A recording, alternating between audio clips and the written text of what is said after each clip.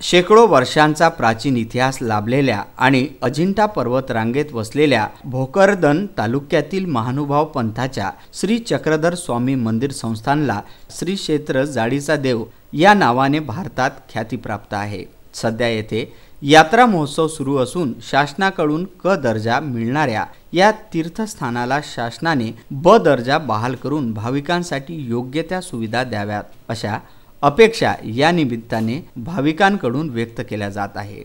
जालना, बुलढाणा, जळगाव, औरंगाबाद या जिल्ह्याच्या सीमेवर जाडीचा देव आहे। निसर्गरम्य ठिकाणी अजिंठा पर्वत रांगेत डोंगर माथ्यावर श्री चक्रधर स्वामींचे मंदिर आहे। श्री क्षेत्र जाडीचा देव येथे चक्रधर स्वामींचे भव्य मंदिर संपूर्ण भारतात प्रसिद्ध आहे। महानुभाव पंथाचे तीर्थस्थान असलेले देशभरातील भाविक या यात्रा महोत्सवाला येतात। सध्या दिल्ली, पंजाब, हरियाणासह राज्यभरातील स्वामींचे भक्त येथे दाखल झाले आहे।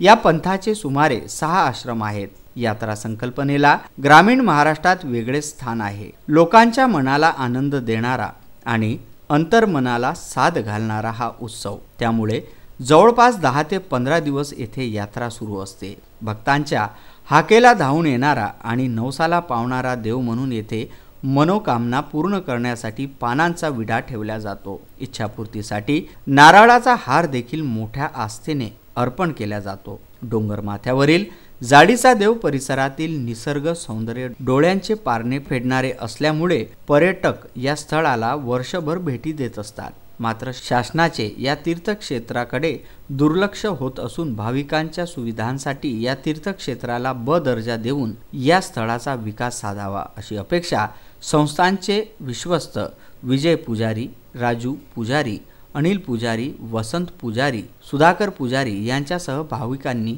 व्यक्त केली आहे।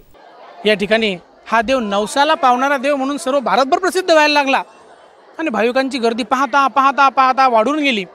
आज जिथे आपण उभे आहोत हे मुळात गाव नव्हतंच, हे पूर्ण जंगलच। सह्याद्रीचा हा एक सुळका, अजिंठ्याचा डोंगर रांग म्हणतो आपण याला, पूर्ण डोंगर डोंगर भयंकर एकदम। आणि रात्री जर थांबायचं म्हटल्यानंतर खूप विचित्र परिस्थिती होती। मुळात पुजारी मंडळीचे 3-4 घरं या ठिकाणी होते। आज जे मंदिर दिसतं एवढंही नव्हतं। शासनाकडून आजच्या लेवलला आता आम्हाला जवळपास गट क मध्ये घेण्याचा शासनाचा हे आहे, पण गट क मध्ये न घेता गट ब मध्ये घेऊन ही जेवढी आज आपण गर्दी पाहतोय, या गर्दीच्या विचाराने शासनाने गट ब चा दर्जा द्यावा आणि या शासनाचा या स्थानाचा तीर्थक्षेत्राचा विकास घडून आणावा। रस्ते असतील, पाण्याची सुविधा असेल, या सगळ्या गोष्टी आज ह्या व्हायला पाहिजेत। मी दत्तात्रय रामराव शिंदे, राहणार जाम, तालुका वाई, जिल्हा सातारा इथं आलोय।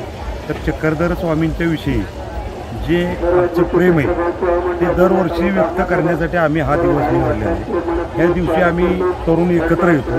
जवळजवळ 10 वर्ष झालं आम्ही इथे यात्रेला येतो। तर यात्रेचं स्वरूप दरवर्षी वाढतच चाललेलं आहे। म्हणजे इथलं काय महिमा आहे काय लक्षात अजून आमच्या तरी येत नाही, वयस्कर लोकांच्या येत असेल, पण दिवसेंदिवस याचं प्रमाण वाढत चालली, ही एक आम्ही सांगतो व्यवस्थित। विदर्भ न्यूज करिता बुलढाणा येथून प्रशांत खंडारे।